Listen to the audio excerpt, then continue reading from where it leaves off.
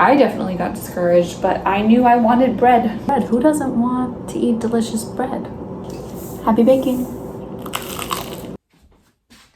It's time to make some breakfast, and while I do that, I figured I would tell you guys about my sourdough starter journey. It was a doozy.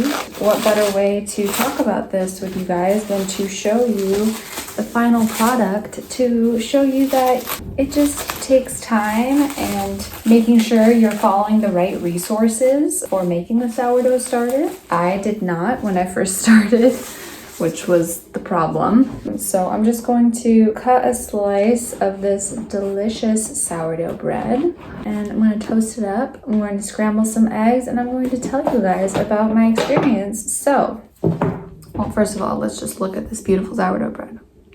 And it smells so good.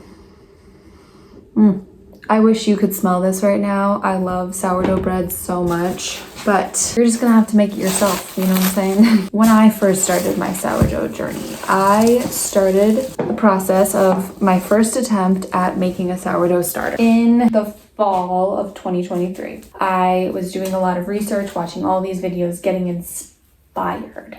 I was like, I need to do this. I need to make bread. So I followed this woman on YouTube, her sourdough starter recipe.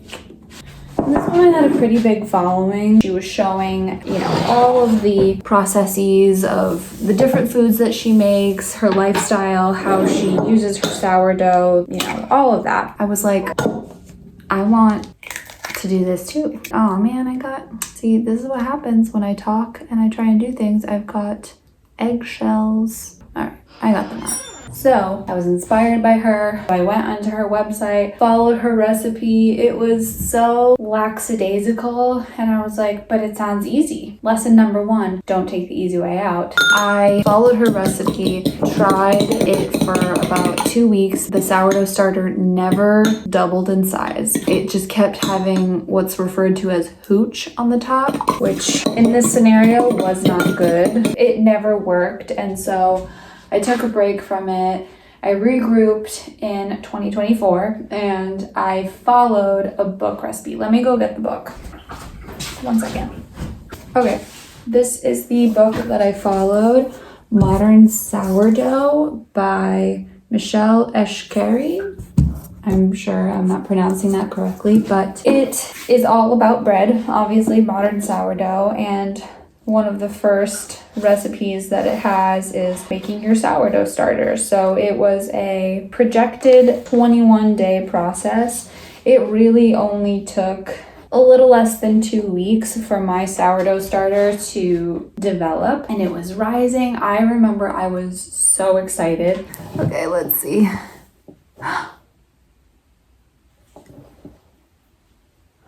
Oh my God! Oh my God! It rose! Guys, it went over! It grew! Oh, and there's bubbles.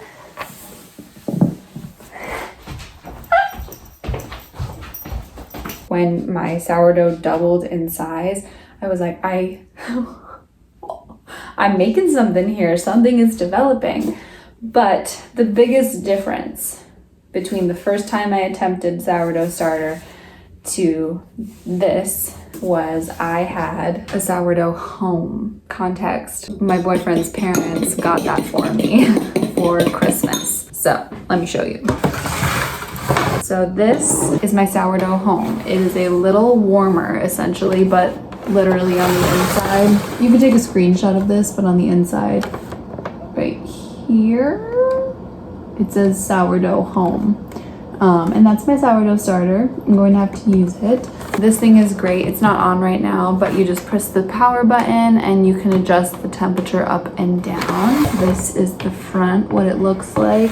I like to refer to this and my starter as my little Tamagotchi because it's very high maintenance. Or at least it was at the beginning, which is a great thing because you want to take care of the things that you're bringing into this world, like a sourdough starter. So really, I think what helped the most was having this sourdough home. It definitely maintained the temperature, because that was another struggle that I was dealing with, was not understanding the environment that I was keeping the starter in, if the temperature was consistent enough. So that was a struggle. At one point, I literally wrapped my sourdough starter jar. In my first attempt, I wrapped it in a heating pad. It was random and frustrating and confusing, and I think that that's where a lot of people get discouraged, and I definitely got discouraged, but I knew I wanted bread. That was my driving force. So let me just go put this on the stove. So I think that the drive for bread was definitely inspiring, but also wanting to know exactly what was going into my food. We were buying a lot of bread at different farmers markets, grocery stores, just to see who had the best. And when we were looking at all the ingredients in the bread, we really were like, if we can make bread on our own, it would feel so much better to know it's literally 4 simple ingredients versus all of the other preservatives that get added into these breads. Even though they're made at bakeries, it's just nicer to be able to have your own process that you're comfortable with and ingredients that you trust. Literally, the sourdough starter is 2 ingredients, 3 once the starter develops, but it's 2 ingredients. It's flour and water. I like to use organic white flour. I don't like to use whole wheat flour. I have heard that whole wheat is not good for you. It's harder to digest. So I didn't want to make a starter with something that's already harder to digest. Plus, sourdough bread is one of the easier breads to digest. Eggs are cooked. So that was really the goal. Make bread that we knew where it was coming from. We knew what was going into it. Totally organic for the most part, except for the salt, which I don't even know if you can get organic salt, but that was the goal. Where's the hot sauce? Oh. Going to put hot sauce on my eggs.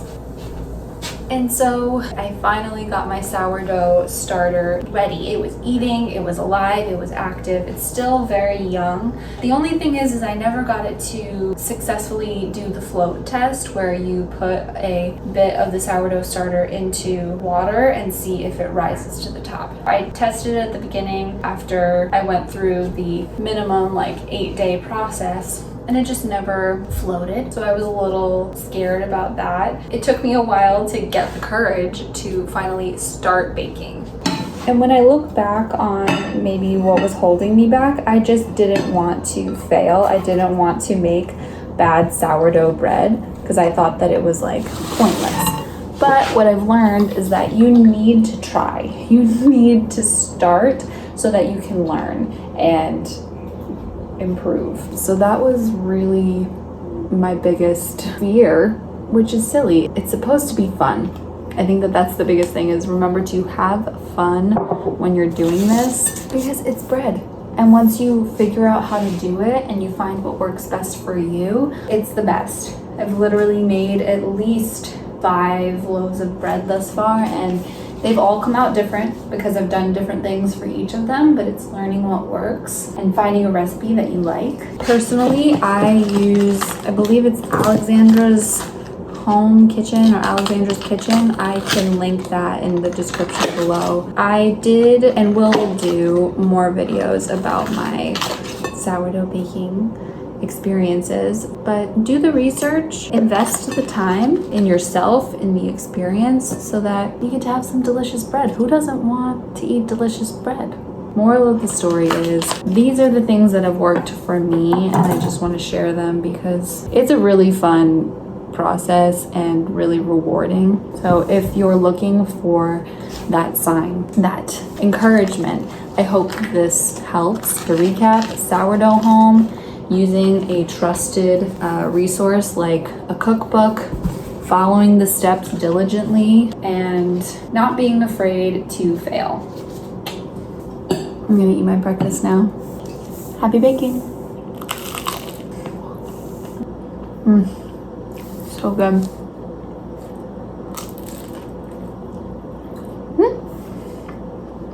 Mm-hmm.